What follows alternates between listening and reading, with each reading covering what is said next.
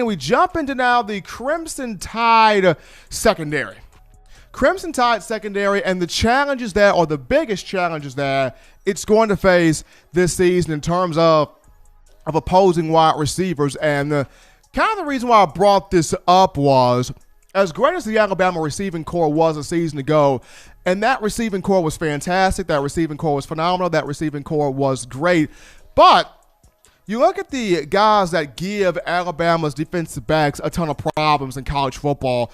It's those guys that can not only run great routes, but it's those guys that can get up, box out, body up on Alabama's defensive backs, keep them away from the football, or shield them from the football, as I should say, make those big catches, come down with the ball, and just, make plays. So the guys that can be more than just quick, savvy route runners. Quick, savvy route runners are important, but guys that can box out, guys that can pluck the ball out of the air, guys that can snatch 50-50 balls, guys that will outcompete Alabama's defensive backs for those passes in the air to where it's anybody's football. So those are the guys that normally give Alabama the biggest problem. And I feel like the reason why the secondary will be more so prepared for it this year is due to there's a mixture of guys on Alabama's wide receiving core, right, that are going to be big time players. So you've got the crafty, smooth route runners like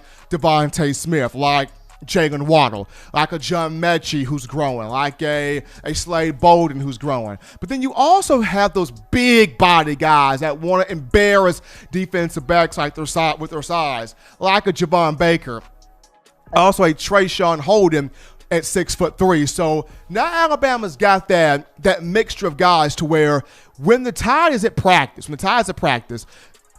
you're going to have those guys at wide receiver that will look to want to embarrass this secondary, challenge this secondary, go at this secondary, attack this secondary, go after this secondary. And this is good work for those guys. This is good work for Patrick Surtain. This is good work for Josh Jobe. This is good work for Ronald Williams Jr. This is good work for Jalen Armour-Davis, for Jordan Battle, for Daniel Wright, for all those guys. Because now, when you look at the receivers Alabama's going to face in college football this year, it's going to face a mixture of guys. And as we go through the players that Alabama's going to face this season at wide receiver, number one off the bat, you're going to take on Amon-Ra St. Brown out of the University of Southern California. Now, St. Brown is more so of the route runner at 6'1", 6'2". His brother, Equinemius St. Brown, out of Notre Dame, was more so 6'5", so he was more of a jump ball target, while, Ray St. Brown is good. He's talented. He's kind of like his brother was, kind of like that possession receiver. Not really much of a wow factor guy, though he did have over 1,000 yards receiving just a season ago, and he will look to challenge Alabama, especially with Kedon Slovis as the quarterback for the Trojans. But at that same time, when I look at him, not a guy that will really, he's a guy that's deceptive. He's a guy you have to look for, but kind of more of that route runner guy. So the likes of a Patrick Surtain, or the likes of a Josh Jobe, playing against Devontae Smith, playing against Jalen Waddle, playing against John Mechie will really help you prepare for that type of guy, Amon-Ra St. Brown, they're out of USC. The next guy that Alabama's going to have on the schedule, you're going to have George Pickens of the Georgia Bulldogs week 3. Now, this is more of your jump ball guy. This is your 50-50 ball guy. This is your contested catches. I'm going to elevate up in the air, mano and mano, my guy against that guy over there.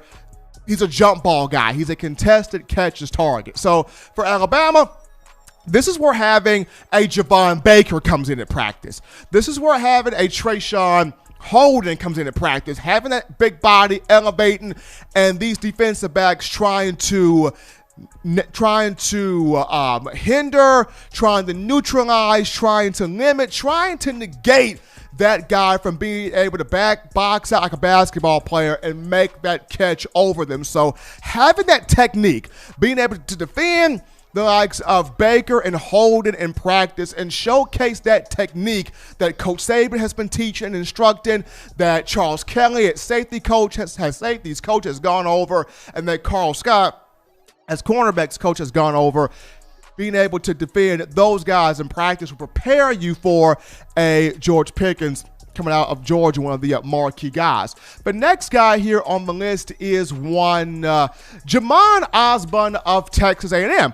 Jamon Osborne is he's a bit of a tweener type to me. I mean, he is a compact, solid, sound route runner, can work back to the quarterback, has a very extensive route tree, but at the same time, Osborne at 6'2", he likes to get up, he likes to pluck the ball out of the air, he likes to be physical. He looks at kind of the other receivers that he plays with and is like, just like y'all can get up, just like y'all got hops, just like y'all can elevate, I can do the same thing as well. So, once again, having that mixture of guys on the roster for Alabama at that wide receiver position going to help you to be better, more so focused, locked in on Osborne. Now, the thing with Osborne is he can play in the slot and he can also play on the outside. So for guys like Josh Jobe, physical, not too physical, not too handsy, jam, run with the guy, playing on the outside, but he can also play in that slot. So whomever starts in that slot position, whether it's a Patrick Surtain, whether it could be a freshman like a Brian Branch, who knows? Maybe if even Nick Saban chooses to slide Jalen Armour Davis inside, or Marcus Banks, or Ronald Williams Jr., whomever plays at nickel, that slot corner position, and you're going to be lined up on Jamon Osborne. There are more times than not, he's going to want to take the inside. He'll probably do a double move or a slant and go and try to go to the outside, but more times than not, when I watch Jamon Osborne play, he typically likes to take the inside on certain routes. So, once again, having these guys on your roster, you being the Alabama defensive secondary that you compete against every single day, is going to better prepare you for a guy like Jamon Osborne. Moving on down the line here, we've got one Jamar Chase. Jamar Chase of LSU. So, as good as a Terrace Marshall is, and Terrace Marshall's a big-time player, but for the national guys, for the national media, for the national commentators, they look at Jamar Chase as the big-time factor, as the main guy, as the marquee receiver, as the potential first-round pick here. And for someone who's coming off a Fred Biletnikoff award-winning season, here's another guy that plays in the slot, can play outside but play in the slot. But will Jamar Chase grow a more diversified route tree? I'm just saying, when I watched Jamar Chase play, I saw a lot more of slant and go and just straight go routes. I didn't see a lot of in routes. I didn't see a lot of post patterns. I didn't see a lot of dig plays. I didn't see a lot of that. So, and him diversifying his route tree, he's good.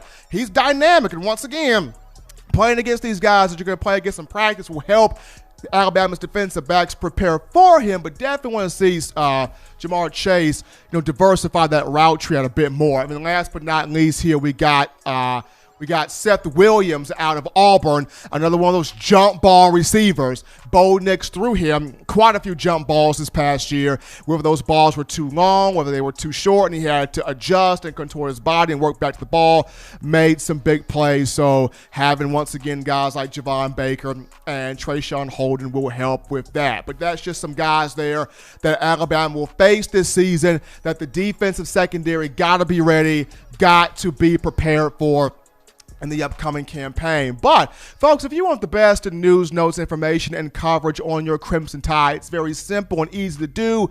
You get this by downloading the Touchdown Alabama Magazine app. You do this by downloading it from the iPhone App Store if you're rocking Team Apple, Google Play Store if you just so happen to have the Android phone. For your audio listening needs, we got you covered on iTunes or Apple Podcasts, Spotify, Stitcher, TuneIn Radio, Google Play, Overcast.fm, or iHeartRadio. If the good and gracious Lord sees fit, I'll be back on Monday continuing the conversation as Bama football. But until next time, husbands love your wives. Wives appreciate, value those husbands. Children continue to do those things legitimately now to not be bored. Get those 3 hearty meals a day, those 3 great laughs a day. Protect yourself. Protect the loved ones around you. Till next time, folks, I'm your man, Stephen M. Smith, and this has been In My Own Words.